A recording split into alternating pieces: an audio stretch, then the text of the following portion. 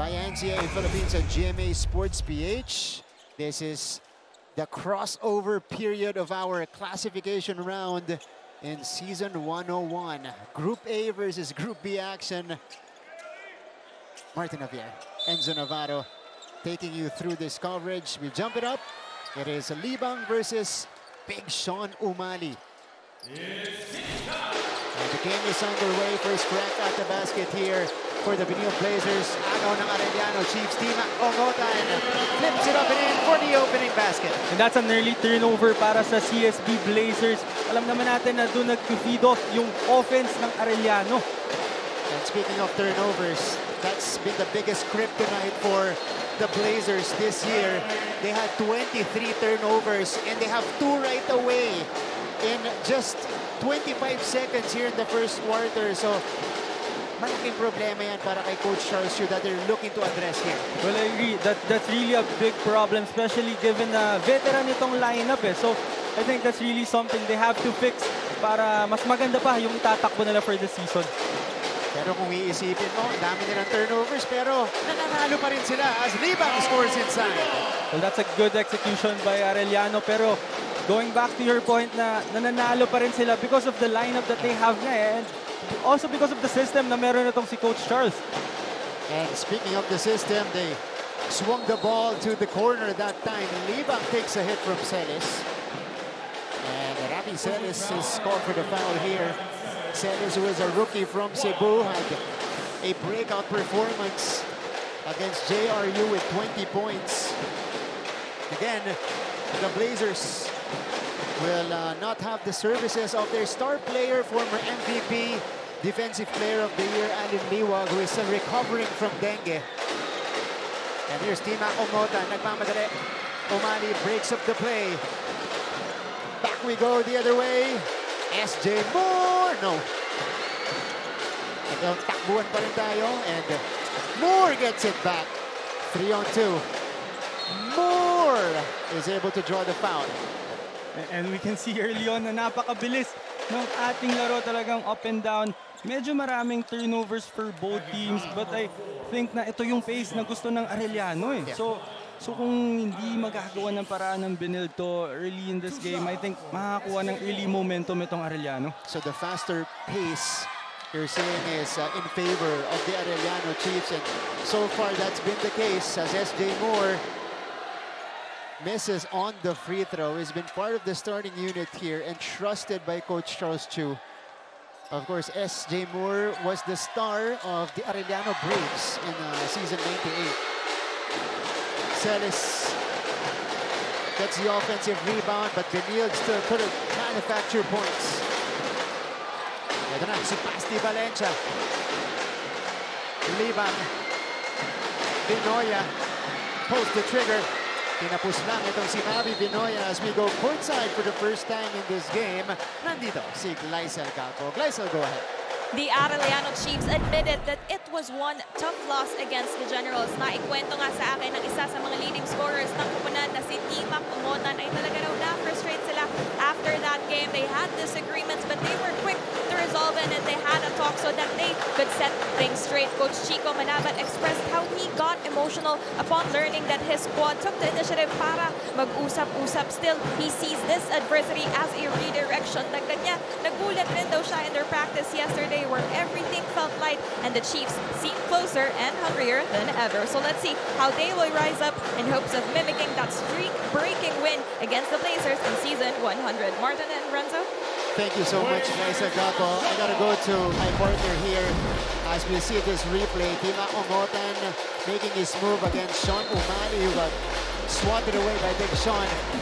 Enzo, you're used to being a leader and a veteran on your team. Pag mga ganong klaseng talo, lalo na ikaw veterano, and it's a mix of, you know, young guys and veterans, paano mo minomotivate para maging isa ulit kayo as a team? Well, ang turo sa amin kasi sa LPU talaga is you really have to acknowledge the feeling of, syempre masakit yun for you na galing ka sa talo, and you have to acknowledge that feeling para maka-move on ka kaagad eh. Kasi that game was yeah, that was a tough loss, but that was only one game.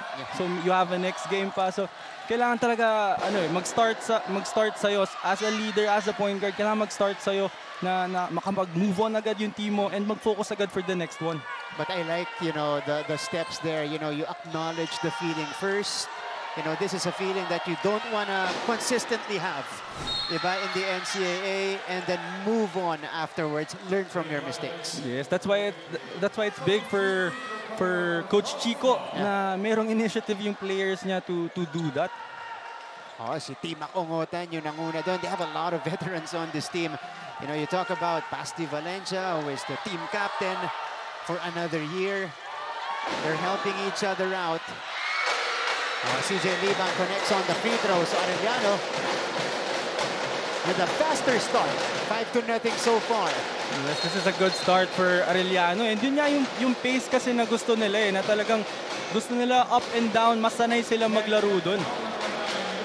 And itong Benilde, yun yung gusto nilang iwasan dito. Although they are very much capable of keeping up with the running game.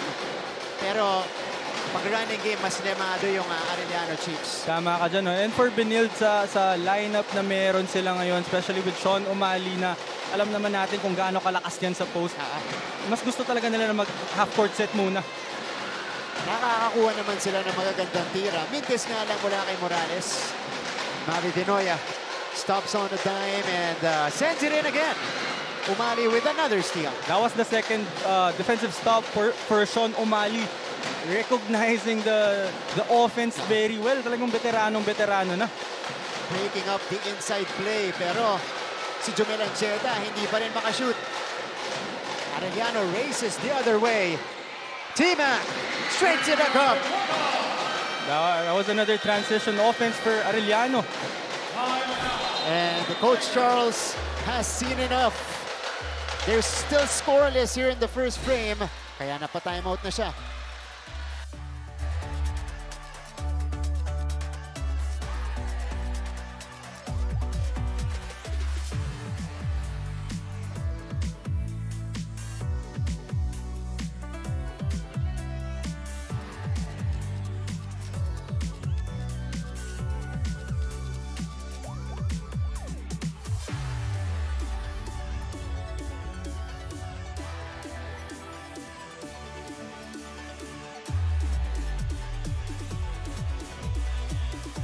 Balik sa ating laban, and this is the performance of Renzo.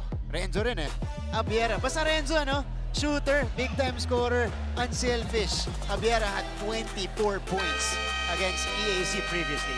Pero itong si Renzo Abiera, scorer. Yun yung pinagkaiba namin dalawa with 24 points and 3 out of 8 sa 3-point areas. He really played well, and I'm sure talagang susundan niya pa yung mga magagandang game na yan. Pero yung Renzo Navarro, scorer din yan Early parts of his career. Ayan, as Abiera is seen here on your screens. For Benilde, nagpalitan na ng tao si Coach Charles. Torres is now in alongside Justin Sanchez, the league's leading scorer at around 20 points per contest so far. This is an early shuffle for Coach Charles in his lineup, and as you said earlier na ito nga si Justin Sanchez yung #1 scorer na kailangan ng Benilde ngayon dahil wala pa silang na score na puntos dito sa game na to. That's right, they're beaten out so far by Arellano's running game. They go right away to Justin, who has a mismatch against Ongotan. 3 to shoot, natapigan ni Timac. It's very well scouted para dito sa Arellano. Talagang pinaghandaan nila yung mga matchup na makukuha nila for this game. Very well read defensively, and Timac took it to the other end and was able to draw the foul. Tingnan natin to, Renzo. Ganda nung sundot ni Ongotan against Sanchez. And I think CSB had the right intention to attack Arellano in the post kasi nandun yung advantage nila malalaki sila But last time, itong si Ongotan na utakan ng konti, itong si Justin Sanchez. Mukhang nagbabad sa film review itong Arellano University because they knew right away off the bench si Sanchez, siya agad ang i-feed na bola. Nakita rin natin na may mismatch doon pero naka-ready rin yung mga helper ng Arellano Parang nag-drop sila into a 2-3 zone as soon as nakuha ni Justin Sanchez yung bola sa post. This is now an 8-0 start for Arellano, and Timac Ungotan continues to flourish in the first. 5 points na para kay Timac. Again, couple of games ago, he had a triple-double. So, mataas ang kumpiyansa nito. You're right. And speaking of kumpiyansa, papasok na si Renzo Abiera sa next dead ball natin. So I'm sure yung confidence nitong batang to napakataas ngayon. He will provide the scoring for the second unit nitong Arellano as Justin Sanchez draws the foul. So Abiera comes in for Ungotan. That's a good exchange if you're Coach Chico. Well, I was about to say na what a luxury for Coach Chico to take Ungotan out. Pero si Abiera naman yung kapalit papasok. Parehas scorer pero magkaibang klase, ano? This is a foul against Mavi Binoya. So, fourth team foul against the Chiefs. One more will put them over the limit. And that's something they don't want to happen here. Kasi sila yung may hawak nitong laban so far. Tama ka dyan, no? And yun nga, sa pace na sinasabi natin na gusto ng Arellano, ito yung makakasakit sa case nila ngayong maagang part ng game natin. Kapag na-penalty sila agad. Expect Benil to attack this Arellano defense. Torres, Sean got open. All air for Sean Umali, so the struggles continue for Benil. And I think that's a shot that Arellano would be willing to give up for CSB. Talagang yung mga outside shots na lang nung big men yung ibibigay nila instead of Sean getting the ball inside the paint. That's true. They'll dare Sean to shoot that shot all game. Abiera on the catch. RJ Geronimo is back or is in for the first time para dito sa Arellano Chiefs, and he has the basketball right now. 8-0 lead para sa Chiefs. They go to Basti. Cross-court pass. Binoya for three. Nothing there. Sanchez collects. Well, that's another great execution for Arellano. They got the shot that they want. Hindi nga lang na pasok ni Binoya. Oh, Sanchez able to split the defenders. Just couldn't get the basket. Ito na si Ernjay. Again, the Chiefs have been patient on the half court.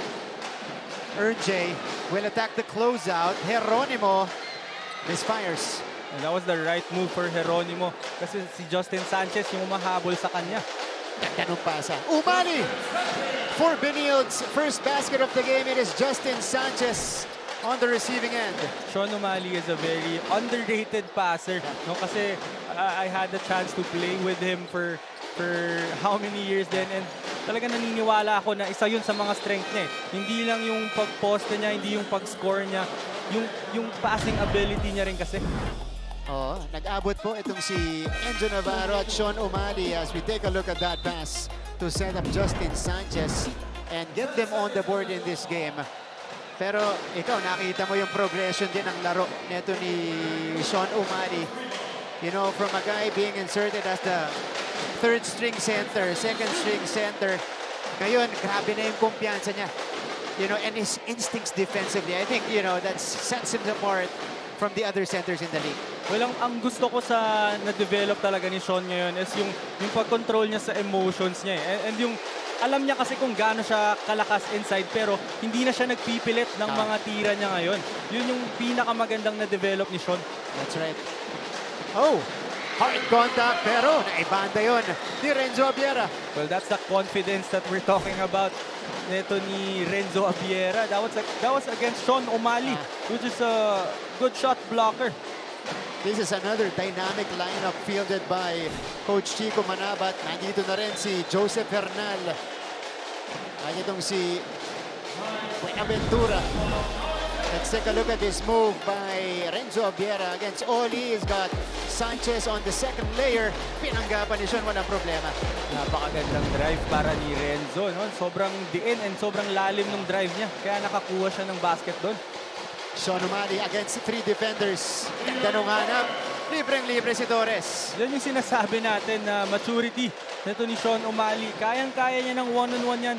Minsan kahit may double team, kaya niya pa rin yan. Pero that time, he really looked for his teammate. Kaya may open layup si Torres doon. Both Benil baskets assisted by Sean. It is stolen by Sanchez. Sanchez, oh, denied. Great recovery from the Chiefs. And this is the reason why I said na parang maganda talaga yung scouting ng Arellano. Kasi every time kukuha ng bola itong si Sanchez, meron naka-ready na helper agad. That time it was Leighton Buenaventura timing it perfectly. Umali on the back down. Ito yung help. Medyo agresibo lang para kay Hernal. Oh, and that was the second time na dalawang guys yung pinahelp ng Arellano against Sean Umali. Ito si Hernal. Siya yung second helper doon. So, penalty na ang Arellano Chiefs and we still have 3:22 left in the first. So, and for CSB, ito yung pwede nilang magamit na sitwasyon para makahabol dito sa game na to, para makuha yung momentum nila. Kasi for a team as good as CSB, talagang kailangan lang nila makita na pumapasok yung bola dyan sa ring and yung confidence nila babalik na lang yan. Yeah. You know, right now they're 2 out of 13 from the field. They're struggling, but it's still just a 5-point game. And ang maganda rin sa CSB, nakakuha rin kasi sila ng stops eh. So kahit nagsastruggle sila offensively, hindi rin ganun kalayo yung nakikreate na margin ng Arellano. Yeah. Justin Sanchez with a scoop and a foul. And one for Justin Sanchez. Well, that time, walang sinend na helper. Itong Arellano, nakita naman natin na medyo malayo yung helper. Kaya nakakuha ng separation si Justin Sanchez. Pagpihit ni Sanchez, libre na. And for a guy like Justin Sanchez na matagal na rin dito sa NCAA, alam na rin niya kung paano talaga umiscore dito sa level na to. Kailangan mo talaga ng 2 to 3 guys to help out para lang mapigilan siya. Especially with the leap he has been taking this season offensively.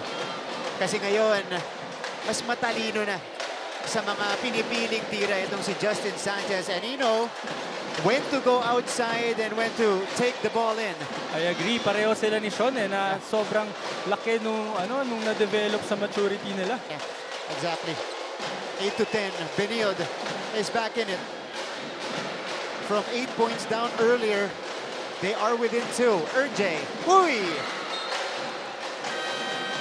Sobra lang sa gilid yung pasa ni RJ Geronimo. So, it is an 8-2 run by the Blazers to pull to within 2.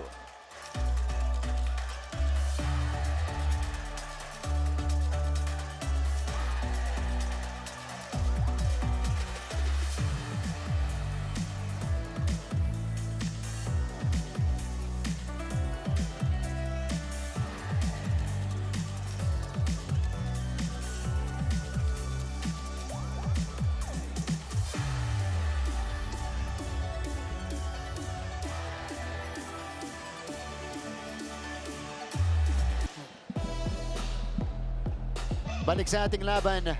And the shining moment for the rookie, Rafi Celis, against the Heavy Bombers. This guy at 20 points. Well, he introduced himself as a defensive guy, pero yung previous game nila against JRU, siya yung bumitbit ng scoring load para sa CSB with 20 points, 5 rebounds, and 4 steals, which is yun yung trabaho niya talaga. And he presents a lot of potential. Kasi 6'4", 6'5", tumatakbo ng ganyan, can handle the ball, may tira rin sa labas. And early in the game, siya yung kumukuha kay Ongotan. Yeah. So yun yung luxury ni Coach Charles na meron siyang Rafi Celis na kaya bumantay ng big man, kaya rin bumantay ng mga bibilis na guards natin. Two-way player na, multi-position pa yung pwede niyang bantayan. Tama ka. Tony Inot now in the game. Makes his move. Inot creates for himself. And that's one guy na talagang pwedeng puntahan ng CSB every single time. Talagang pag wala silang makuha off their sets, talagang pwede nilang puntahan itong si Inot.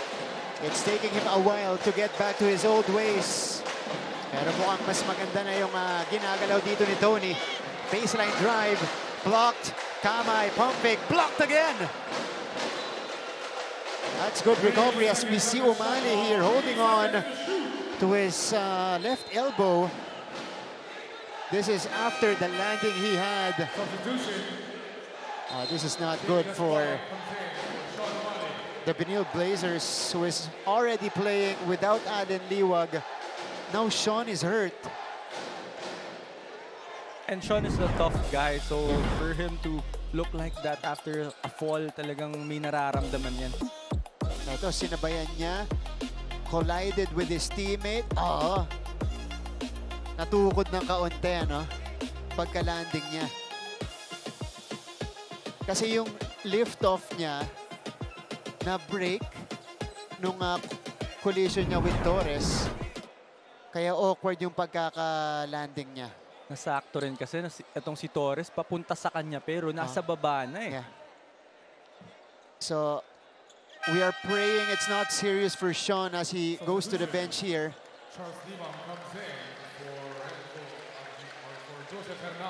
Sean O'Malley. And he's been making things happen for the Blazers. Siya yung nagsimula ng scoring para sa Benil dito with 2 assists.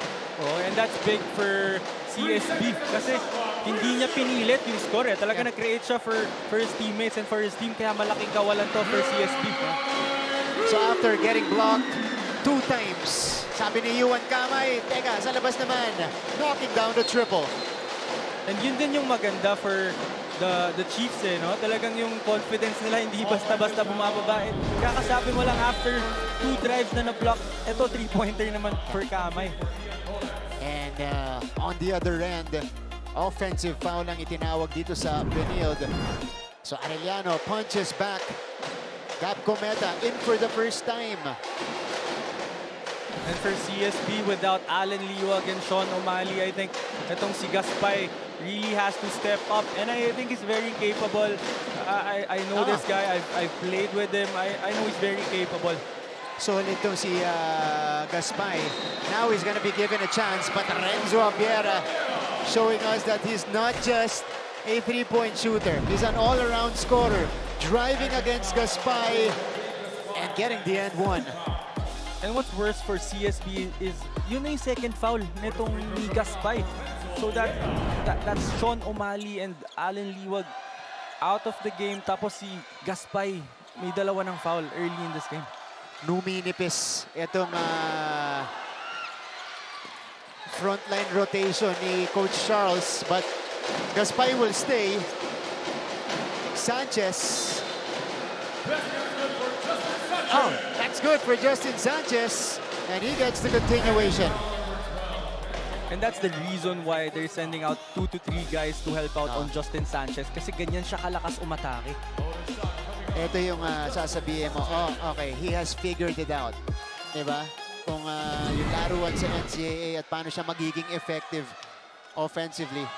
Kasi nung maalala natin, when he was still playing with the Red Lions as a rookie, he was a little bit out of control, hindi pa masyadong composed, lalo offensively, compared to now, na talagang pulido na yung kalawan. Tama, kaya sobrang hirap ng bantayan nito ni Justin Sanchez kasi I think lumaki pa siya ng a few inches, tapos nag-add ng weight. So alam niya na kung paano gamitin yung advantage na meron siya against sa mga makakalaban niya. And speaking of Sanchez, he just blew the layup. Tumapboard kasi. Oh, I think he wanted to dunk it. Yeah. He elevated for that layup. Yeah, he is acknowledging his mistake. Ito, pasa ni Inot. Here's the takeoff. Yeah, nabitawan. Yeah, that's why he was saying na dulas daw yung bola. And that was a rare miss for Justin Sanchez. Kasi Inot and Sanchez, matagal ng combination to sa loob ng basketball court. And nagsorry agad siya kay Tony. That was a missed opportunity for them. Here's Mavi Vinoya at the free throw line. One of the vets of the Chiefs. He knocks down the first. Now, ito si Vinoya at times, lalo last season. Siya yung leading scorer netong Arellano. And with his size and his scoring ability, talagang makakakuha siya ng maraming mismatch dito sa NCAA.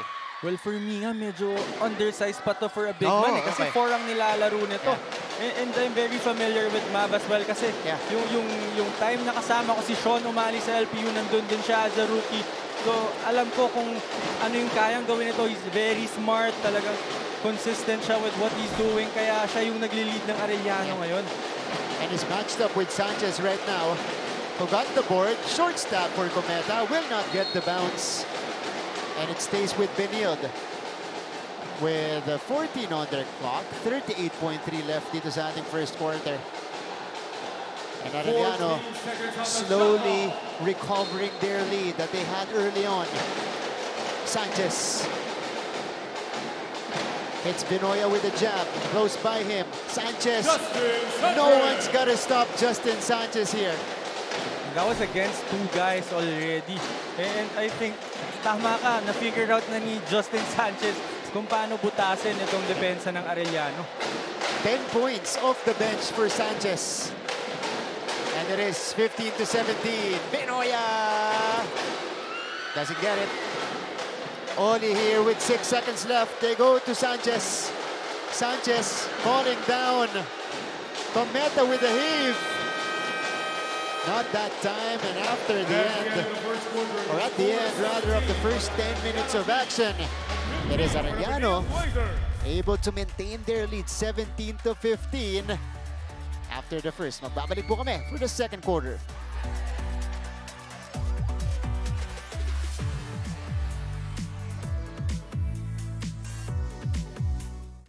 The second frame, this is Benilde versus Arellano, featured in our second game of a Sunday doubleheader. Martin Javier, Renzo Navarro here in the coverage with Faisal Calpo at courtside. Renzo, storya ng first quarter natin initially was the running game of Arellano, but complexion completely changed when Justin Sanchez entered the game. Well, I think Arellano really prepared well for this game. Kaya yung lumabas nung first quarter na yun yung scouting report nila eh. Yun yung pinaghandaan nila for how many days. Kaya ganun kaganda yung kinalabasan. Now for CSB, as soon as nag-settle down sila, and again with Justin Sanchez leading the way, talagang nakaka-catch up sila sa game na to. Sanchez scored Benilde's 10 of Benilde's 15 points in that first quarter. Hoy, si Cristina Gamboa. Martin J, pa-shoutout sa husband ko. Happy birthday, Papa Arnel Gamboa, watching from San Jose City, Nueva Ecija. Nung first game pa to, kanina, go EAC. Hintay natin yung mga fans ng Arellano at Benilde mag-comment sa YouTube natin.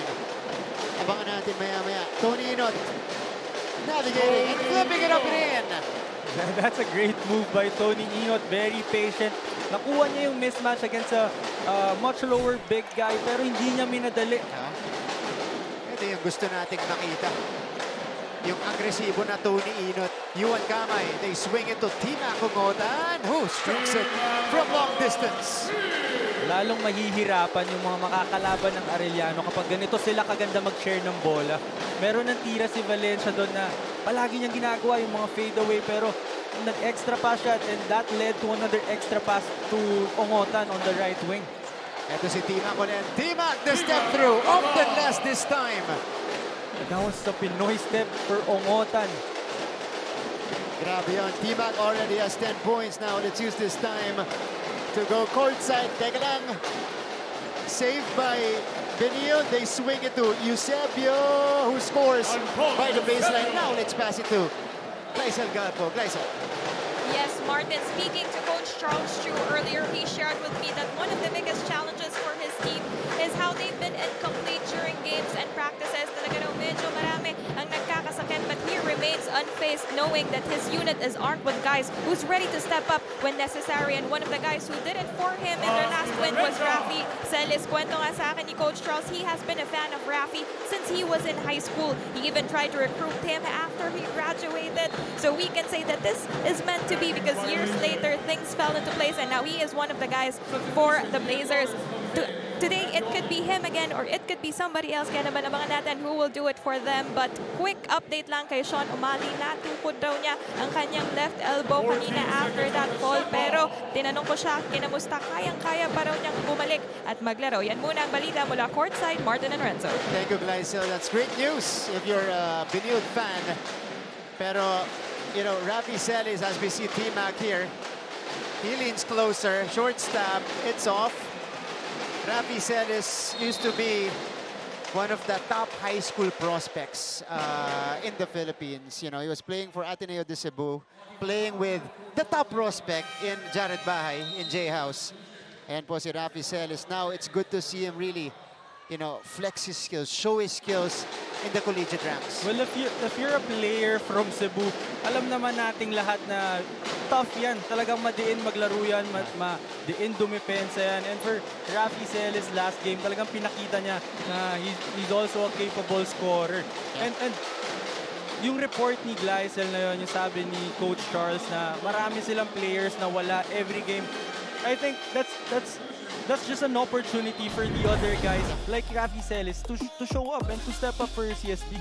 Precisely, as we see this foul from Timac Ongotan. That is actually the reason why the lineup is built this way for Benilde. That's the reason why it's this deep. You know, for situations like this na, you know, unforeseen to eh. Minsan hindi mo naiiwasan. Siyempre, you know, minsan maulan, marami nagkakasakit, maraming hindi makakapaglaro. It's the next man up. And, you know, given their experience, lalong-lalo na nung mga preseason leagues natin, karamihan ng mga second, third stringers nakakuha ng playing time, meaningful playing times in big games. Dito sila ngayon. Kumbaga, masusubukan at ma-extend yung kanilang experience. Yun yung maganda sa program nito ni Coach Charles. Talagang he's giving everybody a chance, especially sa mga preseason.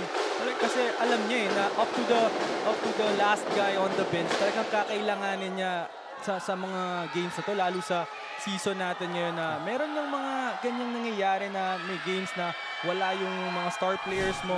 So talagang nire-ready niya lahat ng players na mag-step up. Talagang binibigyan niya ng experience and exposure. But again, despite the depleted lineup, eto, lumalaban sila, nagko-compete, and you know, they still continue winning in the NCAA. 21-24. Timac has been the man for Arellano. Ooh! Just missed it at the rim. That was another great attack by Ongotan. I think kaya sumabla yung tira na yun. Nagulat siya, na libreng-libre siya. Yeah, napalakas. Inot. And that's a foul on... Oh, is it the turnover? Yeah, it is a turnover on Tony Inot. So turnover count, Benilde already has 8 turnovers. Converted to 7 points by the Chiefs. Inbound, nahihirapan si Valencia. RJ Geronimo is at the point for the Chiefs. Ian Torres will be whistled for this one. And I think frustration foul na ito para kay Ian Torres kasi they're really struggling to run their sets, to execute on offense. Kaya medyo may mga bad habits na lumalabas sa depensa. 21-24 still in the second frame. Over 3 minutes gone. In the second, Timac again on the attack. Another great attack by Ongotan. Nakita natin last season si Ongotan na talagang open court ang nilalaro. Pero ngayon, ang galing niya na magbasa sa pick and roll. Alam niya na biniblitz siya. So, sobrang patient niya with playing that pick and roll. 12 points for Ongotan. Quickly answered by Gabby Cometa. That's his first basket of the game. And another guy for Benilde na kailangan mag-step up para sa laro na to si Gabby Cometa. Wow! That is a big-time hit from Basti Valencia over the extended arm of Gaspay. Right, very well contested three-pointer nito ni Valencia pero nakuha niya. Cometa. Asted to work with, dancing with Benoya. He floats it up and he puts it in off the glass. Tit for tat in this juncture of the second frame.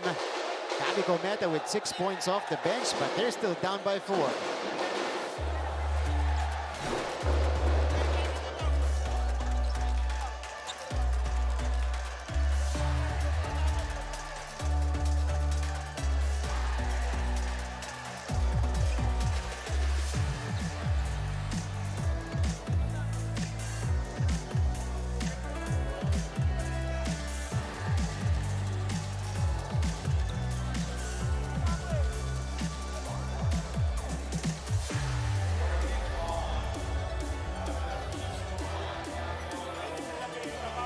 Balik sa ating laban.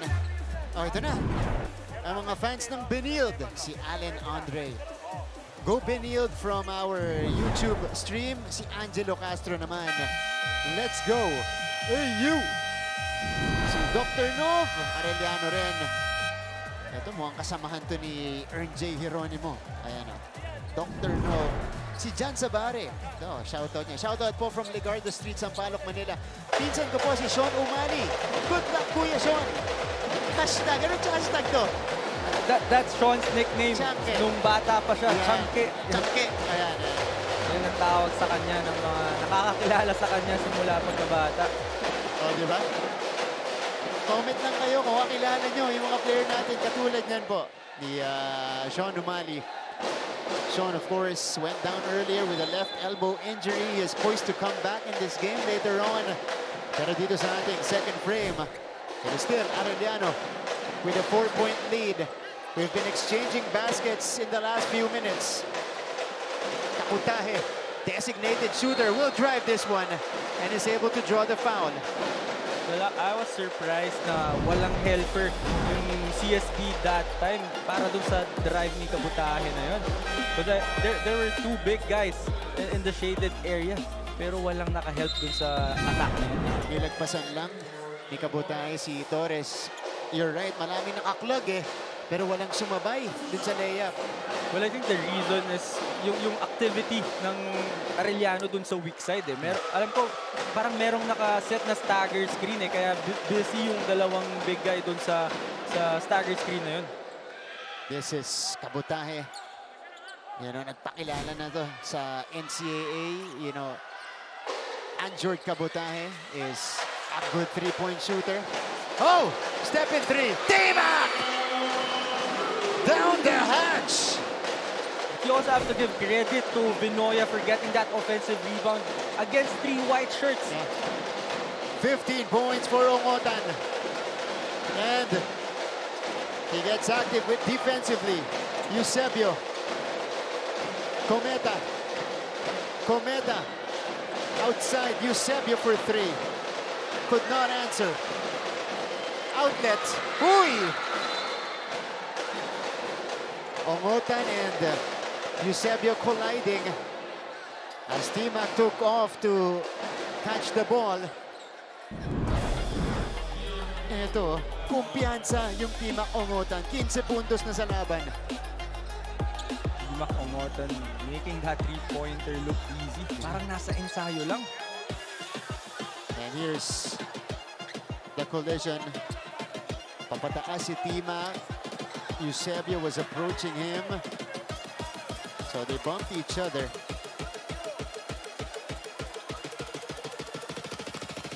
Okay. This is going to be interesting as we see here referee Harry Santos, our FIBA International referee and crew chief, attends to the replay.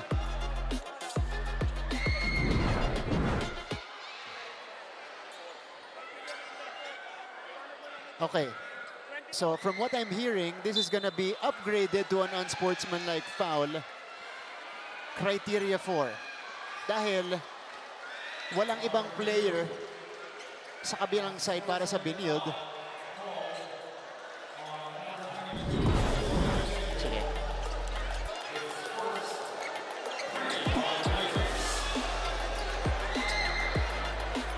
Yeah.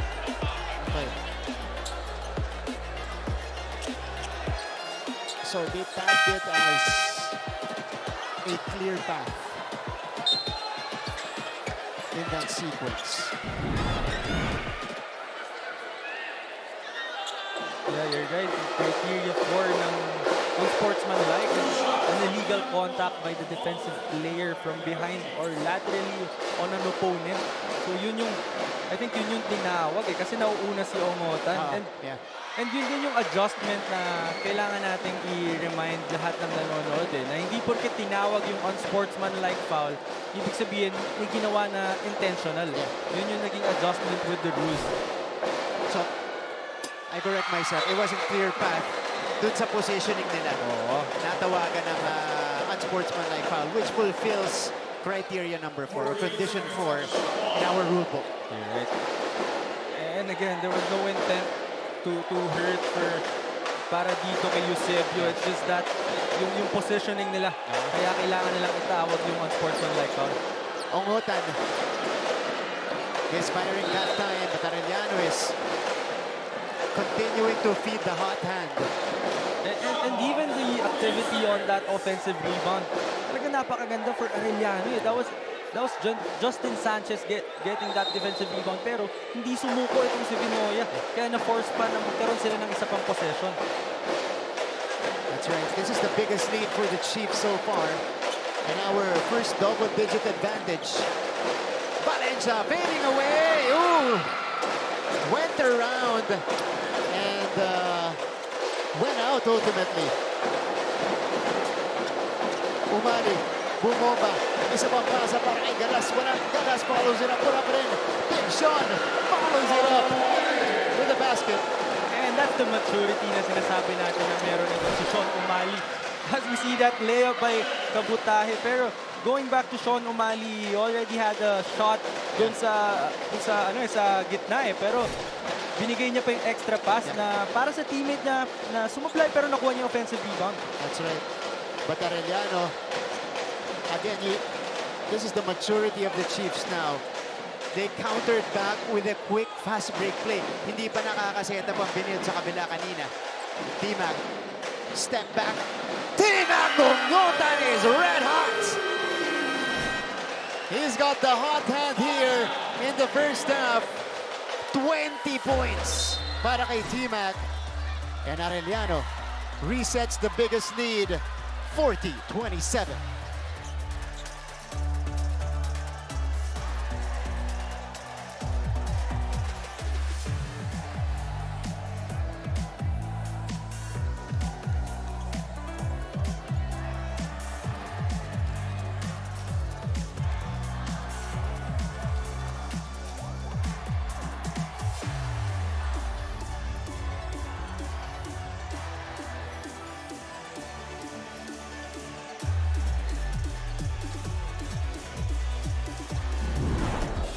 Arellano might have found their guy in season 101 as we see this follow-up by Sean Umali. Made the pass first and then cleaned up the mess. Kabutahe with a quick answer here. And then T-Mac Ongotan went to work. Oo, sa half-court set talagang alam na alam ni Ongotan kung paano butasin yung depensa nitong Benilde. Talagang nakita natin na kaya niyang atakihin off those pick and rolls. Kaya niyang mag-step back three-pointer. So, malaking problema to for Benilde to stop Ongotan. Check this. T-Mac Ongotan with 20 points and the plus 19. Dun sa box plus-minus natin. Vinoya almost getting it. Picked up by Ancheta, who is back in the contest. It is stolen still by the Chiefs. They don't have the numbers. It is with Valencia. Stolen back by Kahukom. That was already a good defensive stop for Arellano. And tama ka kanina, wala silang numbers dun sa break na yun. So I really think na dapat hinatak ito ni Valencia. But nonetheless, ito yung pace na gusto ng Arellano. So I don't think magagalit si Coach Chico dito kasi gusto niya talaga tong up and down para sa game na to.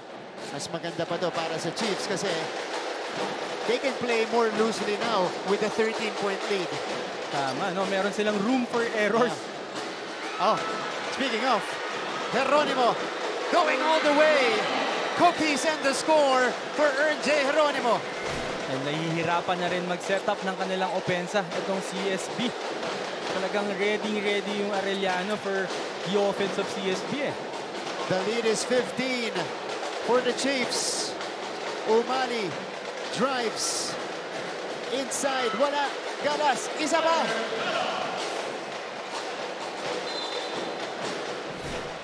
Pero nakikita mo yung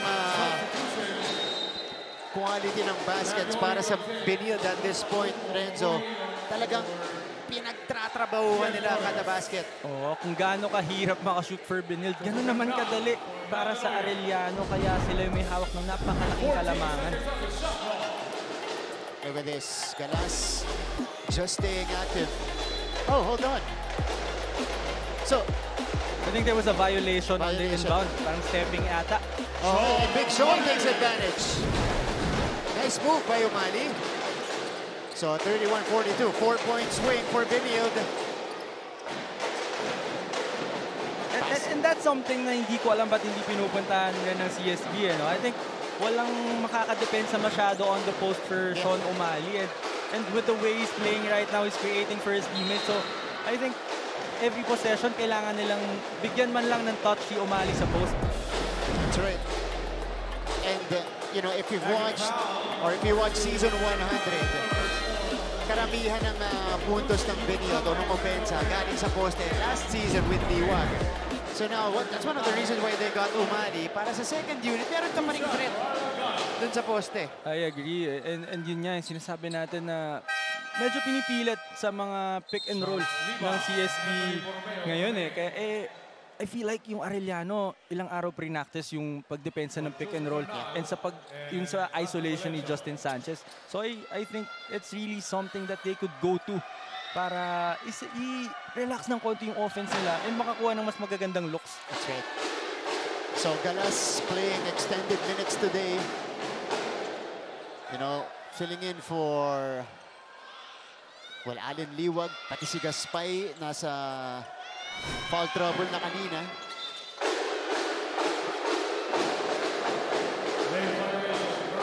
So 5-0 spurt for Benilde to cut the lead down to 10. But Arellano is still in a good possession. Last 2 minutes ng ating second quarter. Tima now against a taller defender in Oli, but he attacks anyway. No. And Big Sean posts down the board. Ito na si Inod. Oli. Inod, tanda ng pasahan. Sanchez sa ilalim. Justin Sanchez scores. It's really hard to defend the CSB Blazers when they're sharing the basketball. So I think they just have to run something. They have to share that basketball and look for the best shot possible every possession. Itong Arellano, they're getting that lane on the left-hand side as we see this play. This is the first 2 points of Sanchez since exploding for 10 points in the first. Pero ito kanina pa, si Timac, yan, yung left-hand drive. Ngayon, si Yuan Kamay naman. I think ang ganda ng mga basa kasi ng mga Arellano guards eh. They're just spreading the floor, giving enough space for the guards to attack that shaded area, and they're doing it very well. Yeah. May bagong player pala sa loob para sa Arellano. This is Borromeo. Of course, I could say their best defender. Usually siya yung pinapangbantay dun sa best player ng kabilang team. He's now in the game. 1 out of 2 for Kamay. And this is a small lineup for Arellano, so I really think CSB should take advantage. They're right. Their tallest guy is Libang. But the rest are around 6'1", 6'2". And below, naagaw ni Borromeo. Kamay! No! Good challenge by Sean Umali. Inod to the corner. Catch and shoot for Galas. Wala.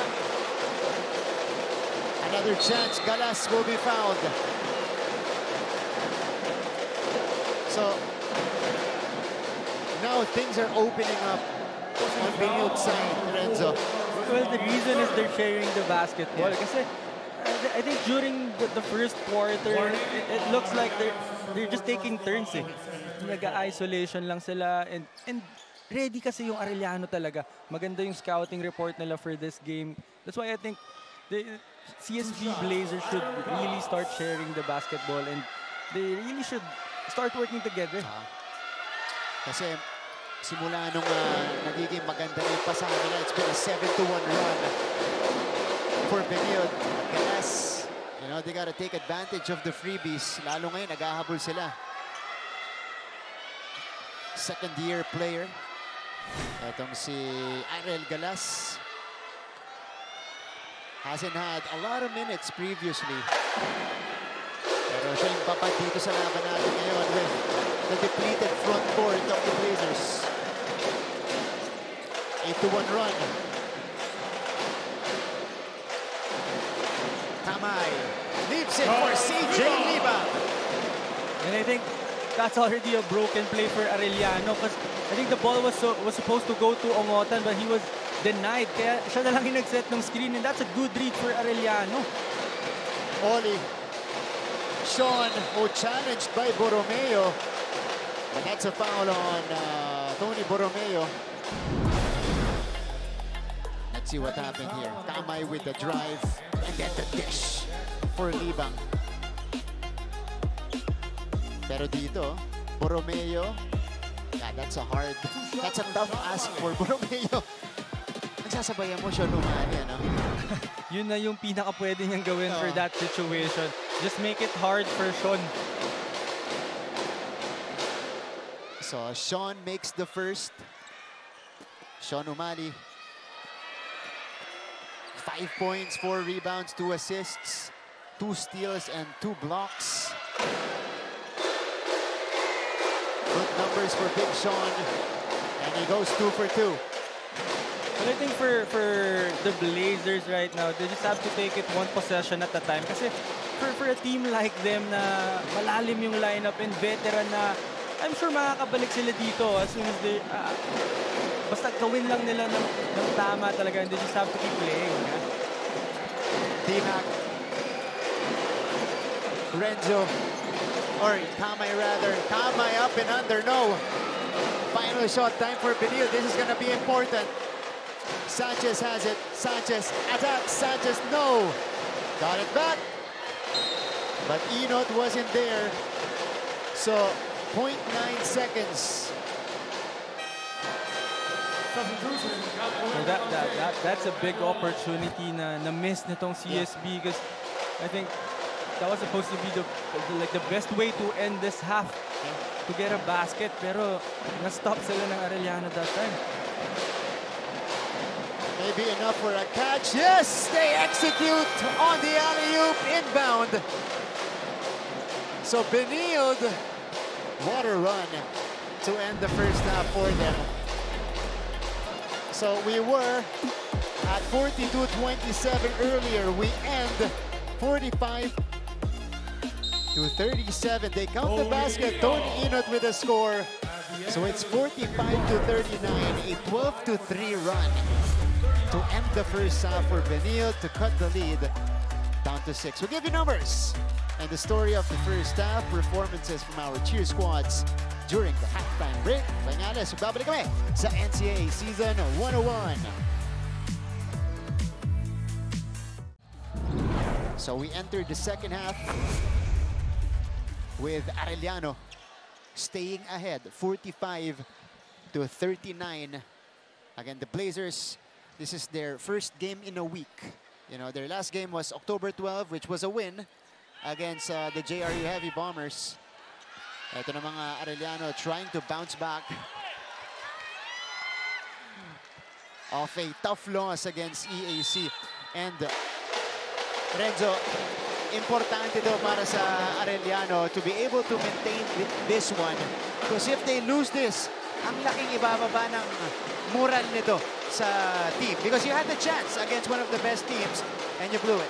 Oh, and this is a very crucial stage for this game for Arellano kasi yung nakita natin yung CSB starting off with I think their best lineup in this game na veteran talaga. So kailangan ipagpatuloy ng Arellano yung magandang ginagawa nila. Hindi sila pwedeng mag-collapse o hindi sila pwedeng mag-relax dito, especially sa start ng third quarter, which is very crucial. And that's not a good start for the Chiefs. A turnover. You're right, this is a potent lineup para sa Benilde, but they also turned the ball over. Turnover number 12 for the Blazers today. Ang starting lineup ng Benilde, yung sinasabi ni Renzo kanina na veterano, Sanchez, Enot, Cometa, Umali, and Ravi Celis. On the other side, it's Jeronimo, Abiera, Valencia, Vinoya, and T-Mac Ungotan, who is the top scorer with 20 points. Pasti Valencia scoring with daylight that time. And masakit to for CSB because they're trying to take out Ungotan with that box and one already. Pero si Valencia nahanapan pa rin ng butas with that 3-pointer. 8 puntos para kay Basti Valencia. And here's the roll by Sean O'Malley. Dalawa sumalubong. Tumatakbo ang Arellano. 2-on-2 break. Geronimo. Handoff. Uy, maiksi lang para kay Abiera. But here's a follow. Wala pa rin. At sumabit na itong si Renzo Abiera. Sorry misses from point blank para dito sa Chiefs. And now let's use this opportunity to go courtside from the dugout. Nanggaling itong si Gleisel Galpo. Gleisel, go ahead. One of the recurring tendencies for the Benil Blazers is their number of turnovers. Unfortunately, this has been the story and one of their main lapses in the first half. Kaya naman, inside the dugout, team captain Gab Cometa reminded his team to keep their heads up and to play with more grit and energy. Meanwhile, Coach Charles Chu emphasized on how they should play unselfishly and go back to the fundamentals, expressing how disappointed he is that the pressure is getting to them and their execution for the remaining quarters. One of their main goals will be getting back to their system and putting a stop to Team Up Ongotan as they try to capitalize more on fast break points to find their groove and momentum. Martin and Renzo. Thank you, Gleisel. Two key ingredients to produce a win for the Benil Blazers. That's unselfishness on the offensive end and limiting their turnovers. Well, that's a good problem for Coach Charles kasi both those problems are within their control eh. So pwede nila tong i-correct sa laro na to. But they have to do it now kasi ang ganda na tinatakbo ng Arellano eh. So hindi mo na pwede bigyan pa ng kumpiyansa sa second half itong Arellano kung gusto mong makuha itong panalo na to. For the Arellano Chiefs, again, it is important for them to not lose steam here. Tuloy-tuloy lang itong ratsyada nila. We got started with a three-pointer from Valencia. Enot misses the second free throw, and he'll be rewarded with a bonus. Ito si Tony Enot. 6 points, 3 rebounds, 3 assists. And the extra aggression today from Tony. Visibly moving better. You know, parang hindi na siya naiilang dun sa kanyang left foot. You're right, and it's really hard to come back, especially pag galing kang injury eh. Kasi yung timing mo pa niyan, yung feel mo pa sa court. So it's really nice to see Tony Enot moving well. That time, he set up Gab Cometa, who was just waiting inside. And that's the 4th assist of Tony Enot for Gab Cometa that time. 8 points for Benil's team captain. They swing it. There's the three-pointer. Masyadong malakas para dito kay Kyle Anama. Pero may foul sa ilalim. Another missed opportunity for CSB. Nandun na si Sean O'Malley sa unahan pero nakakuha pa ng foul yung Arellano. Yeah, this is crisp execution on the fast break for the Benil Blazers. 5 ang abante dito ng Chiefs, Cabotaje and Borromeo, both coming in, replacing Anama and Ongotan. This is an interesting exchange for Coach Chico. Ilalabas niya ang kanyang leading scorer na si Timac Ongotan. You're right, that's very interesting kasi over 2 minutes pa lang yung nakakalipas pero nilabas na si Timac. But I'm sure merong ibang players eh that would be willing to step up.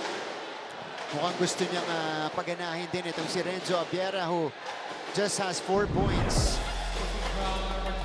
And this is another foul for Benilde. And that was a hard foul by Sean O'Malley, but I know lambingan lang nila yan. Teammates na itong dalawang to. Former teammates with you guys in LPU. Oo. Inbound by Ern J. Valencia. 10 to shoot. Cabotaje pulls the trigger. He gets the bounce. And that's a good shot by Cabotaje. Pinag-uusapan niya natin kanina na it's very interesting na nilabas itong si Ongotan. And one of the reasons why, as we see that three-pointer by Tony Enot, I think the reason why nilabas itong si Ongotan is nagpa-box in one kasi itong Benilde. So nag-design sila ng defensive scheme para kay Ongotan. So I think ayaw lang bigyan ng momentum or ng confidence ni Coach Chico yung depensa ng Benilde. You're right. This is good execution. Ern J. Geronimo underneath coming from Avi Binoya. Pero tama ka kasi karamihan ng puntos kanina ni Timac off one-on-ones, off breakdowns. Oo, kaya nila pinasok itong si Rafi Celes to stay with Ongotan. Tapos naka-box na zone yung the rest of the white shirts. O'Malley tracks it down. Big Sean rampaging, and he is able to draw the foul. Basti Valencia could not believe that there was a whistle blown. Tignan natin to. Ito muna yung hanap, ano? Nakawala. Nasa harap si Inot, nakawala si Jeronimo. Pero malinaw naman yung foul ni Basti Valencia. But going back to that previous play by Arellano, Maverick Vinoy is also a good passer. Kaya nakita niya rin si Jeronimo that time. Konting-konting separation lang yun, pero nailusot niya yun para kay Jeronimo. That's right. On time and on target para kay Mavi Vinoya. This is Big Sean Umali. 7 points already for Sean. Got the start today. Again, they're still without Alin Liwag, who misses another game for Benilde. Ern J. Jeronimo bringing the ball down. To the corner they go. Kabutahe. Ang ganda ng pasa. Inatake ni Vinoya si Inot and he flips it up and in. I think the Blazers are over-helping right now. I think yung initial defender, which is Tony Inot kanina, nasa harap pa naman siya eh, pero nag-help ng maaga itong si Umali, kaya nahanap si Vinoya doon. Drop off. Justin Sanchez scores. We exchange baskets here in the third quarter. 14 puntos na para kay Sanchez. And I think yun yung kailangan ipagpatuloy ng CSB. No? Talagang they were very patient that previous possession. Kaya nahanap nila si Justin Sanchez sa ilalim.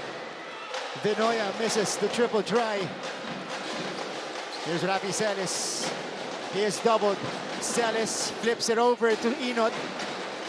Another cross-court pass. Sanchez running into Borromeo. That's great D by Borromeo. But that was a whistle. very scary pass by Tony Inot. Sobrang layo ng cross-court pass na yun eh. Pero alam mo talagang veterano na rin itong si Tony Inot. Kasi for you to make that pass, kailangan nakita mo na ng ilang beses yun. Dumaan sa butas ng karayom yung pasa ni Tony Inot as we see this move. You're right. The help was, or the defense, the closeout was too late for Tony that time. Ito yung pasa kanina. Drop off for Justin Sanchez, who just went around the rim for that deuce. 5-point game. Timeout muna tayo.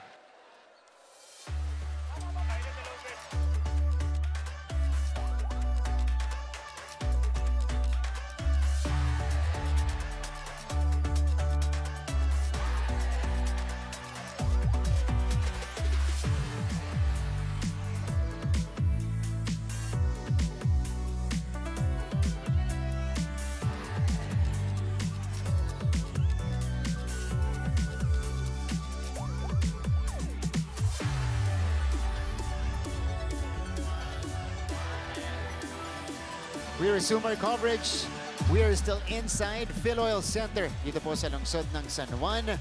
Sunday doubleheader in NCAA Season 101. And if you guys just tuned in, kanina first game natin, panalo ang EAC Generals kontra San Sebastian, 86-71. We're now in the second game.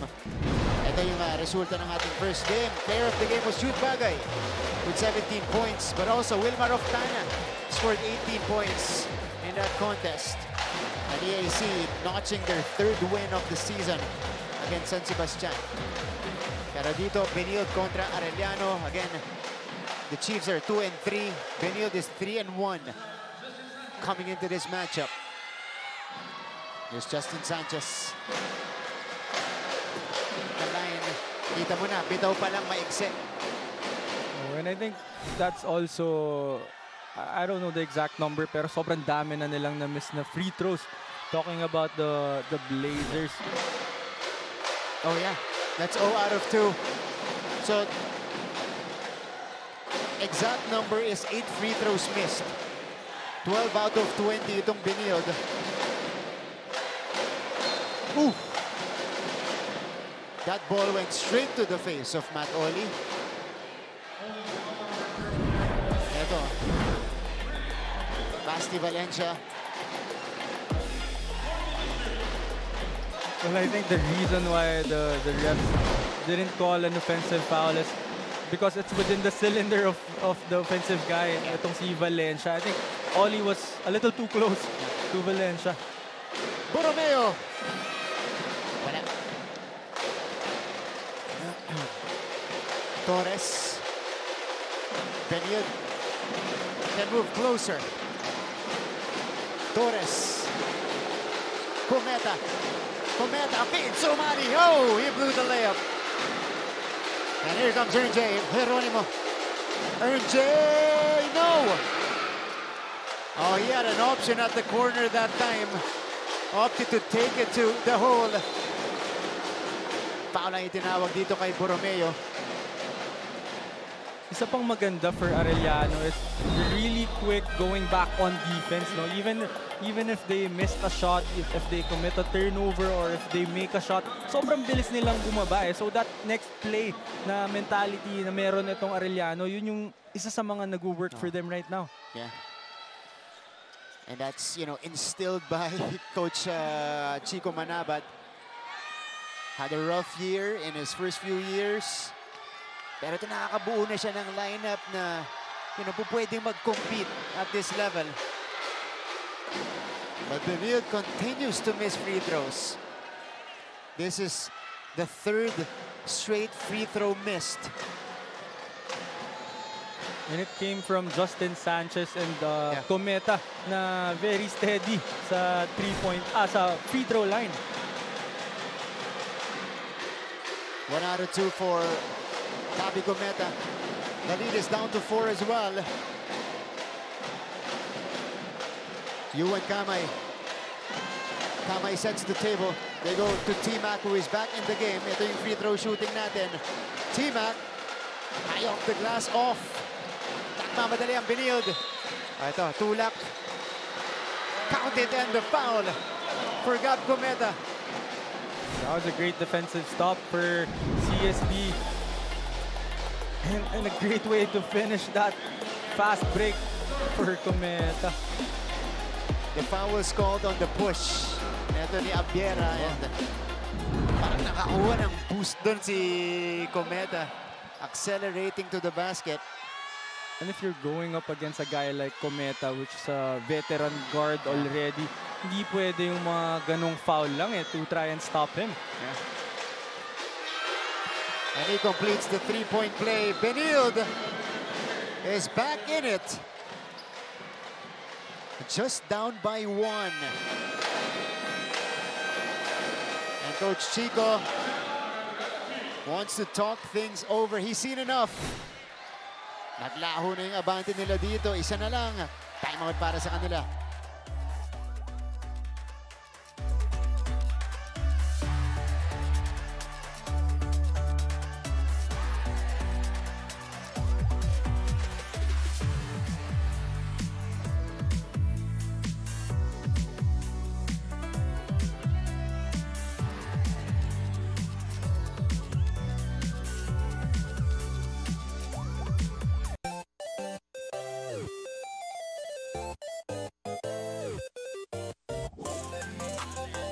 Hoy, QT Camp dito sa Phil Oil Center.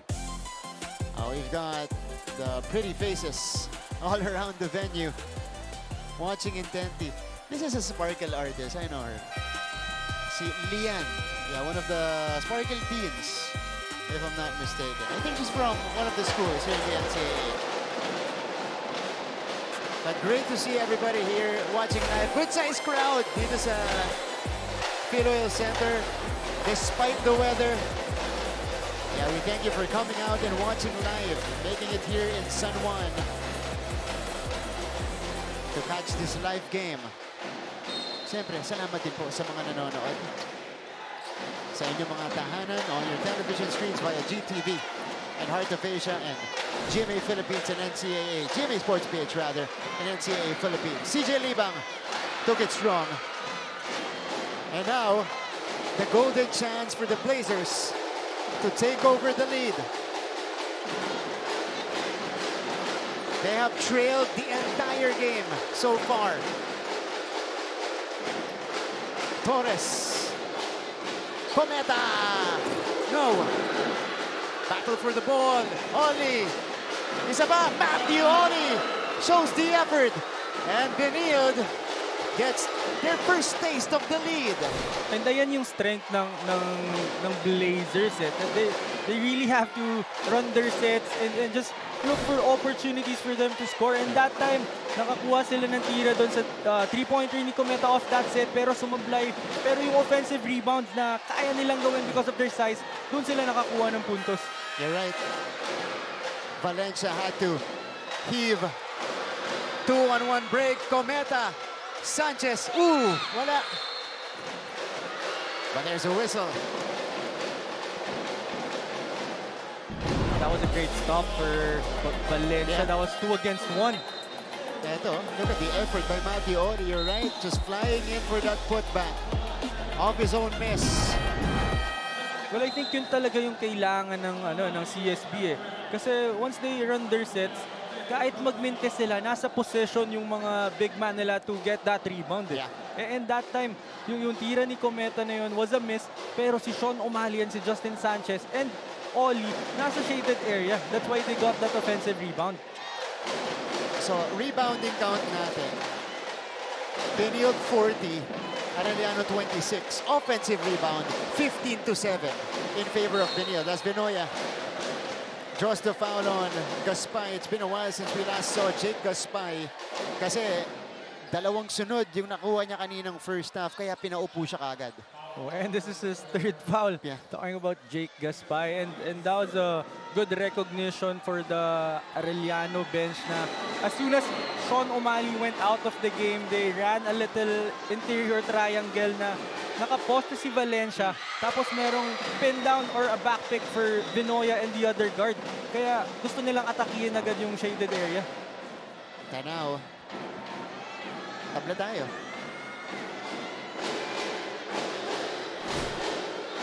Second deadlock of the game. Oh no, we've got 2 deadlocks. Mavi Benoya has a chance to break the tie. Pasok. They count it.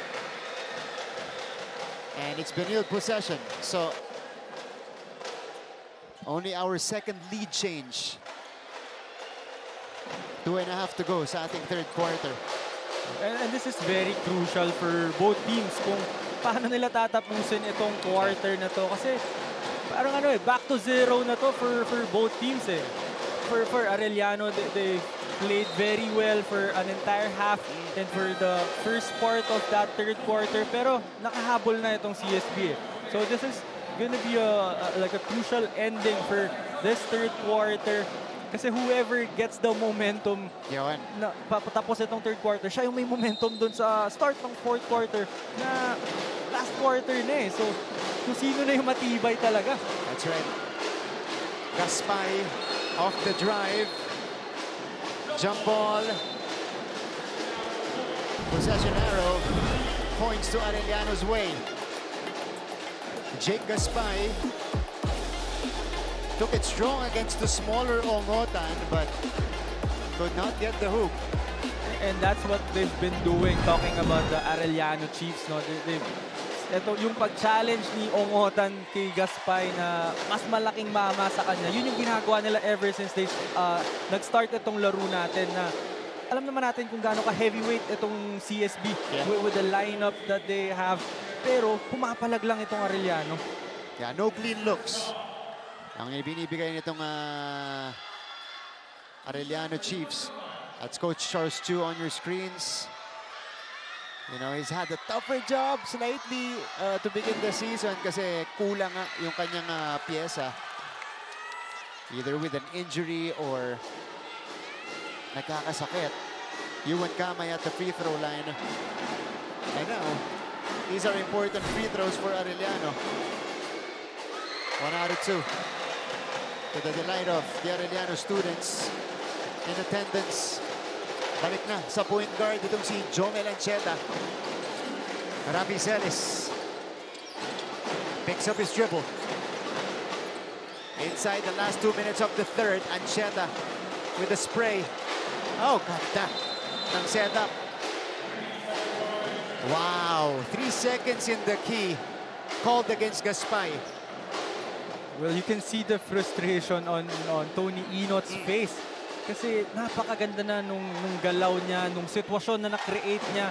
And nakita niya na meron ng libreng floater si Gaspay doon sa shaded area. Pero nag-fake pa si Gaspay. Inside, that's another foul. So, Arellano is actually playing this free throw game smarter than Benilde. Right, I agree. And they're really attacking that shaded area. Kasi na-recognize nila walang Sean O'Malley sa loob, walang rim protector. Tapos may tatlong foul itong si Gaspay. So they can really attack that shaded area. Oo, kasi yun nawala sa Benilde ngayon. You know, liwag, O'Malley, lagi yan may intimidation factor. Kumbaga, yung mga kalaban nila nagdadalawang isip, pumasok. Kasi most likely, mabablanka sila. Oo, kung hindi man masupalpal, mababago yung tira nila, which is a good defense already. That's right. Smaller lineup by Benilde, by the way, with Gaspay at the center and Morales now at the 4. And a 3-guard unit with Inot, Torres, and Ancheta. Yes, I think they're matching up with the lineup na meron din itong Arellano. Kasi past few defensive plays ng Arellano, they're just switching everything. Kasi alam nila walang Sean O'Malley. So pwede nila i-switch lahat. So I think minatch up lang ni Coach Charles yung lineup ng Arellano. But they need to score. A minute and a half left in the third quarter. Si Borromeo yung pumipick up dito kay Torres. Inot against Ongotan. Shot clock reads 5. Inot with a cross. Inot flips it up and in. Tony with a couple of points, but quickly the other way. T-Mac. Basket in the foul. Well, that was a great attack by Tony Inot, recognizing the mismatch on that switch. But what about T-Mac Ongotan? Ito yung sinasabi ko kanina, there's nothing in between sa paglalaro nitong Arellano. After that defense, go offense agad There's nothing in between talagang nakashoot si Inot. Wala nang frustration, wala nang usap-usap, wala nang sorry sa bench. They just went to their offensive play. Kaya nakakuha ng end one si T-Mac Ongotan. And it's been like that. Look at that. The track down by Kamay. Umapak lang sa labas. Pero kanina pa nila ginagawa yan, Basket sa kabila. Sige, takbo kami. Hindi na nakapag-set up depensa ng Benilde. And that's really hard if you're CSB. Kasi hirap na hirap kang makascore. And once you score, tumatakbo na agad papunta sa kabila itong Arellano. Torres on corks. Misfires. And here come the Chiefs with a 3-point lead.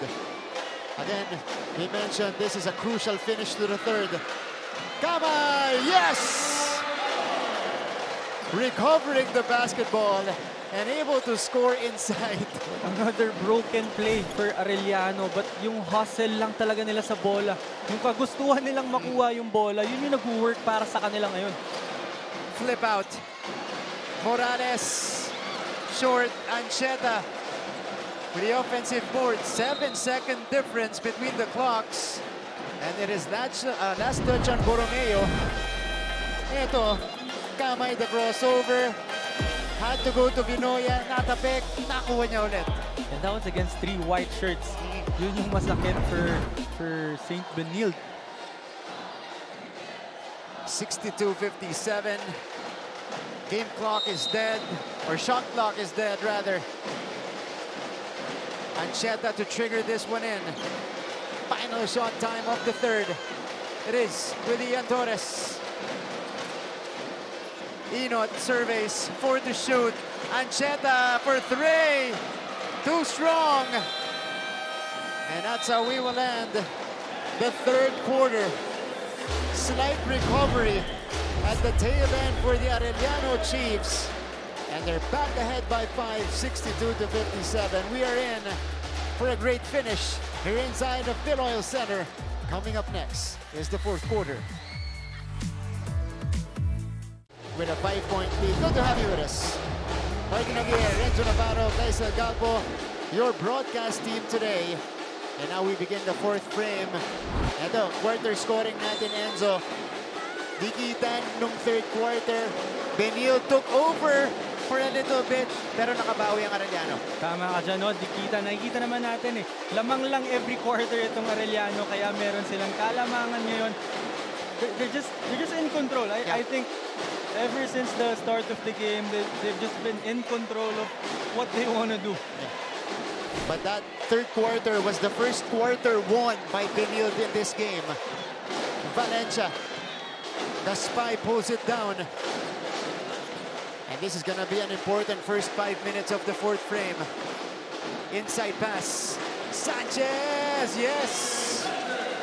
And that's the right thing to do if you're Gabby Cometa and Justin Sanchez.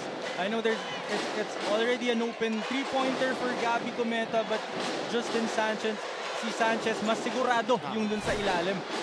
T-Mac pulls the trigger and knocks it down. What a way to answer. Itong si T-Mac Ongotan. Talagang every time na mag-a-attempt na gumawa ng run itong CSB, si Ongotan merong big shot na pamatay sunog talaga. 25 puntos para kay T-Mac Ongotan. Sanchez is in trouble. Inside pass to Gaspay, and he'll be fouled by Borromeo. And that gives us an opportunity to go courtside for a fourth quarter report. Nandito ulit si Gleisel Galbo.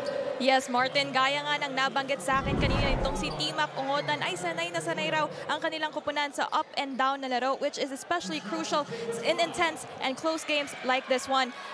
In this final frame, Coach Chico Manabat and the rest of their coaching staff reminds them to stay composed even when the Blazers is making a run. Ani nga ni Coach Chico, may tendency sila na manghigil at magmadali, which they can't replicate in this game. Coach Chico echoed this in the huddle saying, control your emotions, we need executions. Will the Chief successfully take this one home? We'll find out in a while, but for now, balik sa inyo, Martin and Renzo. Thank you, Gleisel. Two keys for Arellano, especially here in the end game, in the final quarter. Composure, which, well, they've had in a few games, pero hindi pa nila napupulido, and execution down the stretch. And that's a great reminder for Coach Chico Manabat kasi alam niya kung gaano kabata itong lineup niya. So it's easy to play well, especially kapag CSB yung kalaro mo na talagang nilulook up mo, but to close out the game, medyo mahirap yan eh. Kaya that's a good reminder from Coach Chico. And a shot clock violation forced by Benilde. So it goes the other way. But you're right, this is going to be crucial for Arellano, how they will close this game. Imagine you played 3 excellent quarters and then you fell apart in the fourth. Ayaw nila mangyari yan. Sometimes kasi for a team like CSB, minsan tatry lang nilang na nandun sila sa game, pero sa dulo dun sila biglang aarangkada eh. Ganyan kasi pag medyo veterano na yung team mo eh. So yun yung kailangan bantayan nitong Arellano na hindi sila pwede mag-collapse, hindi sila pwede mag-relax dito sa part ng game na to. Look at Justin Sanchez. Feeds Gaspay for the bucket. And Benilde is within 4. RJ calling the shots now for the Chiefs. They go to their main man, T-Mac Ongotan. T-Mac fading away. Difficult shot for Ongotan. Right, that's a tough shot for Ongotan. Maganda yung dinipensa ng CSB that time. Cometa rhythm 3 is off. Oli out of nowhere. Almost coming away with it. But it goes back to Arellano. Ito, yung atake ni Sanchez. Got the smaller defender. Vacuum the defenders and then fed it to Gaspay. Well, that's the right thing to do for Justin Sanchez kasi ang dami niyang na-attract. Tama yung term mo eh, vacuum. Kasi lahat talaga nung defender lalapit na lang bigla sa bola kapag si Justin Sanchez yung may hawak. That's good unselfishness by Sanchez also to make the pass.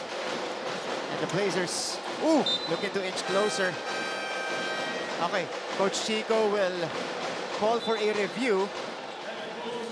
So he opts to use the challenge at this point.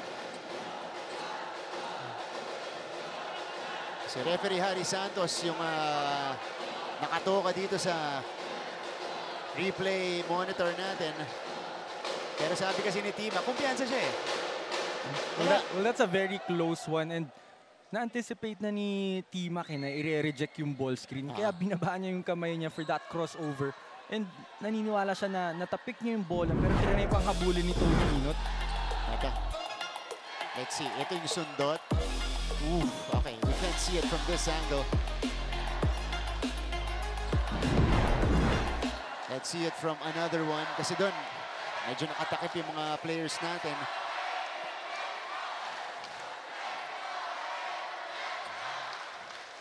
You know, and this tells you how important each possession is. 7 minutes pa, but they're calling for a review.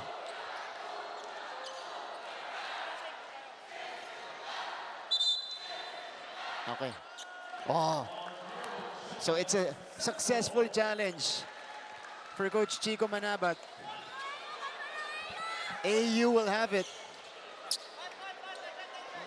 And that's a big stop for Timac Ongotan because I thought itong si Tony Inot was really trying to step up na for CSB. Talagang gusto niya na i-absorb yung pressure. That's why he called for that top ball screen. Pero that's a good defensive stop for Ongotan. That's right. And here he is. Timac. Oh! Blocked by Gaspay. Ongotan got the look. Short. Abiera tracks the ball down. Ernjay, he's got Gaspay in front of him. Ernjay, no! And Gaspay finally collects the ball. I think CSB dodged the bullet with that second try of Arellano. Because if you're playing against Arellano, which they've been playing very well offensively, you can give them multiple chances. Look at Renzo Abiera. After he got the ball, tinignan niya si coach, sabi niya, okay coach, relax lang kami. We'll take our time. Timac! No. No! Libang! Okay. Kanino last touch to? It stays with Arellano. That was a good line for Ongotan. I thought it was going to go in. Yeah. Parang lahat ng hawak ni Timac Ongotan, kinakabahan yung Binilda. Lahat ng bato niya. He's been the main man today. 25 points, 4 3-pointers, 4 out of 8 from long distance. Ito, yung bounce pass ni Libang. May iba bang umawak? Mukhang lumusot.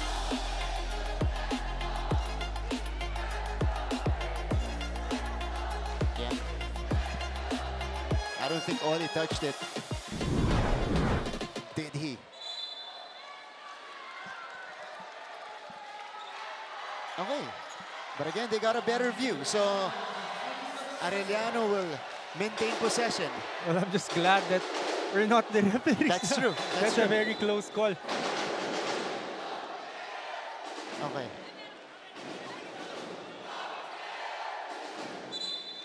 Okay, they reverse it.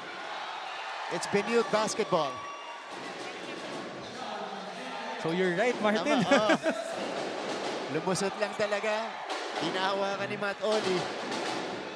Oh, so that's a great stop for CSB. And they really have to score in this possession. Yeah. They're down by 4. A lot of time left. But they gotta get to work. Cometa. Gaspay. Ito na si Sean Umali. He's got Libang on him. Oh, ganda ng basa ng Ongotan. Perfectly telegraphing that pass. Well, I think the pass was a little too early for Sean Umali kasi yung intention was good. Talagang may cut naman si Oli pero wala pa siya dun sa pwesto. And Ernjay Geronimo extends Arellano's lead to 6. And that's a big shot by Geronimo. What a gutsy shot. Sobrang hirap nung mid-range jumper na yun, especially kapag naka-slide show si Umali doon. Oh, Jake Gaspay with a quick answer. But Benil cannot afford to exchange baskets with the Chiefs. Over halfway done in the fourth quarter. Geronimo. Vinoya looking for Omotan. Couldn't get it to him. Back to Mavi with 6 to shoot. Vinoya. Oh, that's a foul on Big Sean. But that's only the first team foul on the Benil Blazers. So they can afford it. Look at RJ Geronimo. Hasn't been the best day from the field for him, but he still has the confidence to shoot it. That's a smart move by Geronimo. Recognizing na late konti si Cometa eh. So hahabol talaga. So yung pagtigil niya doon sa elbow, sumobra si Cometa. That's why he took that jump shot already. Ito ulit siya. Vinoya. Oh, Gaspay with another block. Geronimo smothered. And Benil takes the steal. T-Mac breaks it up. That's great athleticism by T-Mac Omotan. Nagparkour pa dito sa sideboard natin. Wow, but Jake Gaspay with these closeouts. Ito. That's the second closeout block by Gaspay. Omotan breaking it up. 63 to 67. It is with Ian Torres. He's gonna facilitate now. He picks up his dribble. Torres has Libang on him. Torres, oh, couldn't score. That was a good defensive stop for Libang. Mismatch yun eh. Mas mabagal siya doon ng sobra. T-Mac has the rock. Step back, another block, this time by Sean Umali. And Arellano has fallen in love with the three-point shot. Touch passing. Sean cuts the lead down to 2. And ito yung sinasabi ni Coach Chico na they still need to execute, talking about the Arellano Chiefs. Kasi ilang possession na yan eh, na talagang they're just looking for those three-pointers, which is easy to take. Pero hindi yun yung mataas yung percentage. That's true. Traveling against Basti Valencia, so consecutive empty trips now for Arellano. And Benil is taking advantage. Pitch ahead, Cometa quickly to Umali. And he cuts it down to a one-possession game. Dami ba to? 3:16 remaining. Sanchez is back in the game for Benil. Tony Inot bringing this one downhill. Inot. He gets it back. Hustle for the ball. It stays with the Blazers. 10 to shoot for Benil. Yeah, Inot had nowhere to go here. Well, I think Sean Umali was wide open. Down low, hindi nakita ni Inot. Sanchez sidesteps, couldn't score. And here come the Chiefs. Nagmamadali si Kamay. Abiera with a lefty finish. And again, after that defensive stop, right away, takbo agad sa opensa itong Arellano. And yun yung mahirap. For CSB, hindi ka niya binibigyan ng time para ma-frustrate, para mag-regroup. Talagang tumatakbo lang agad sila sa opensa. That's right. Oh, it's a backcourt violation. Wow, the Chiefs get two crucial stops. Sanchez with a miss. Kamay to Abiera. And Renzo Abiera now with 6 points in the game. And then afterwards, they forced the turnover on Cometa. Kamay sets the table. goes to the corner. Valencia. At that time, ito na si Sanchez.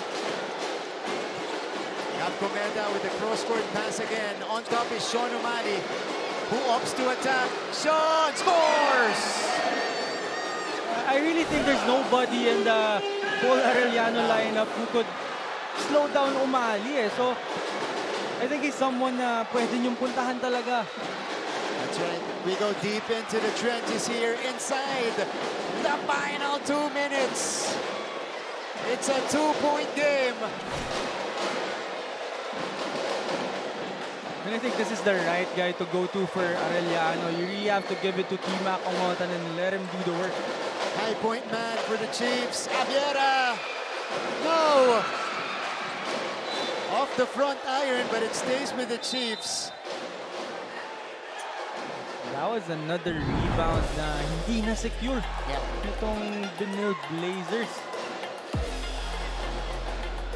That was already a stop for them. Anxious moments here in the fourth quarter. And again, you can't give Arellano multiple opportunities to score kasi they're really playing very well right now. That's right.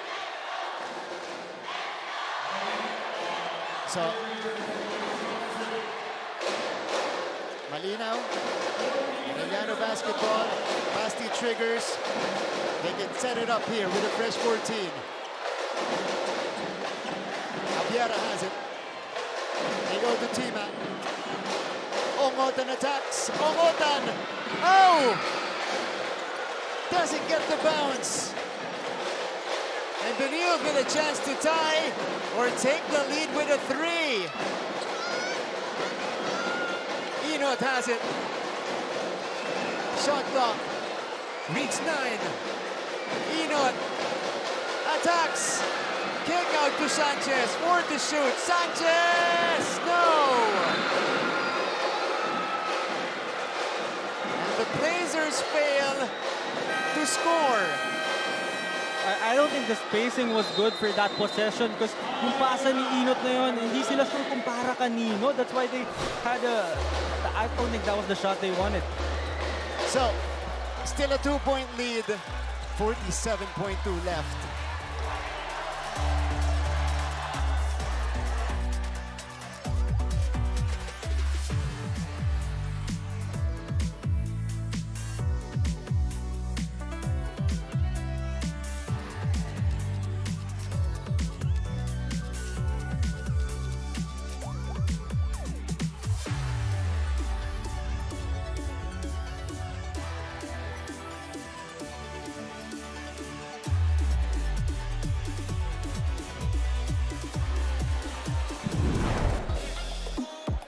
To the coverage. And this was the missed chance for the Benil Blazers. Teka, ito muna yung atake. Downhill drive by Big Sean O'Malley that cut the lead down to 2. And then afterwards, it was Tony Enot who attacked, sent it out to Sanchez who had to reconfigure to get the shot off.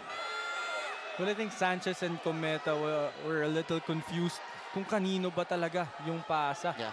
Kaya nawala sa rhythm itong si Justin Sanchez for that 3-pointer. Crucial stop for the Arellano Chiefs. Hold on. Do we have another timeout? Oh, ito yung atake kanina. Anthony Enot, Sanchez. Tough catch. And left it short ultimately on the shot.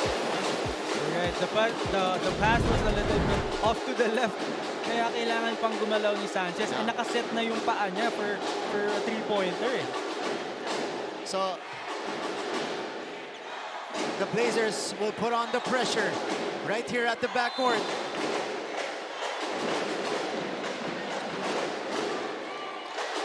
Yakamai on the catch, blowing by Celis. Easily sent across by the Chiefs. And it is with T-Mac Ongotan. T-Mac draws the foul and one for T-Mac Ongotan. And what about Timac Ongotan against a great defender in Rafi Celis? After breaking him down, going up against Sean O'Malley, which is another great defender, but getting that basket and one for Timac Ongotan. Has been doing that all game long. Timac counted and the foul. 27 points and a chance for more. And he had every right to flex. Talking about Timac Ongotan. Yeah, he's earned it. Grabe, ang Timac Ongotan ngayon. Well, I was about to say earlier na I'm surprised na ngayon lang pinasok itong si Rafi Celis for Timac Ongotan. Pero na-breakdown niya rin agad. Arellano is on the verge of pulling off this quote-unquote upset. We say it's an upset because Benilde is still one of the top teams in the league and in a tough group. And Timac completes the three-point play, 28 points, 5-point lead. Benilde calls for time.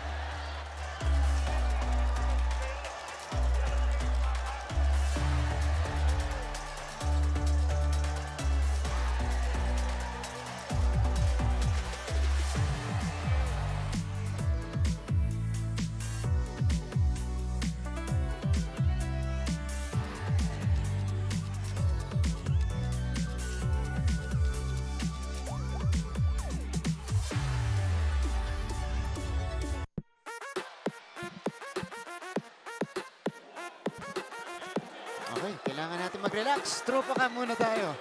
Kasi makapigil hininga yung laro natin ngayon.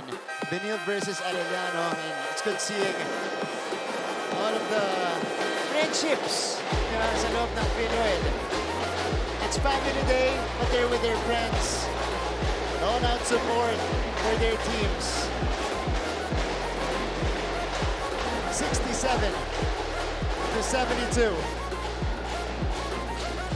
Benilde with one timeout remaining. They need to score and they need to score quick. Ito si Cometa. And that's a foul to give for Arellano.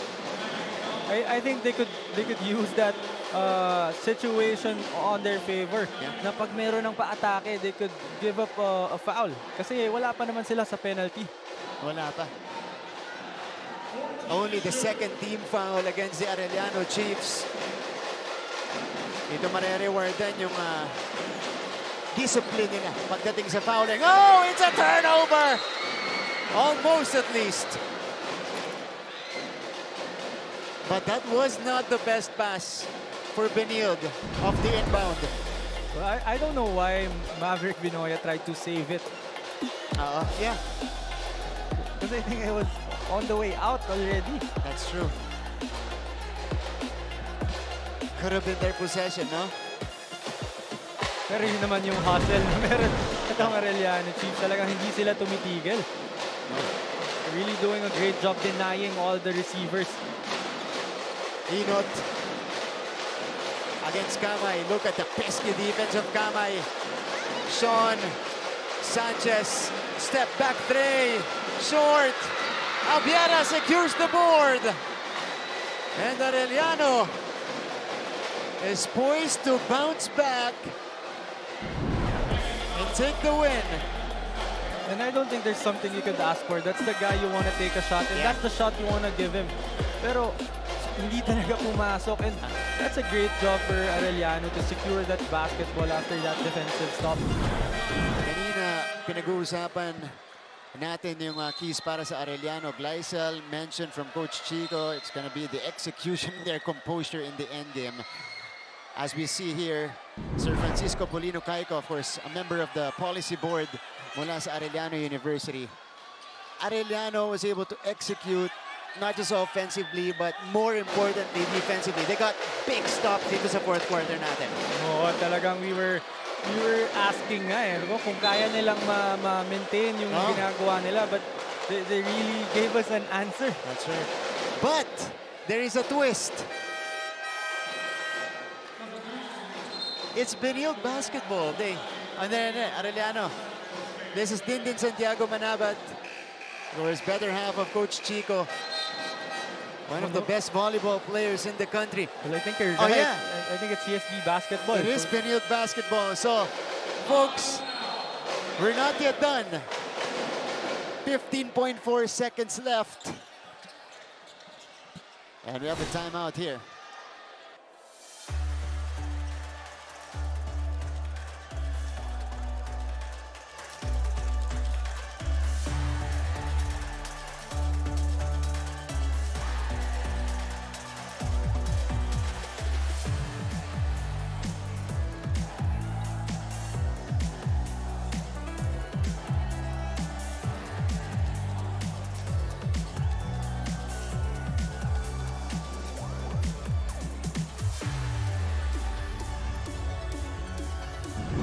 Okay, ito po ang schedule ng Arellano Chiefs.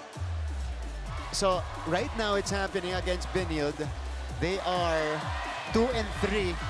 They're trying to climb up 3-3 dyan sa ating team standings. Pero yung, apat na sunod nila, bigat. Oh, and on the top of the coverage, we were talking about it na yung mga talo nitong Arellano, I think winnable for them eh. So, they've been dito sa standings, dito sa past games, parang up and down sila eh. Pero they're really playing well. They've been shocking everyone with how well they're playing. Especially right now, lamang sila ng 5 with 15 seconds left against CSD Blazers. Pero, may chance pa. Itong Benilde.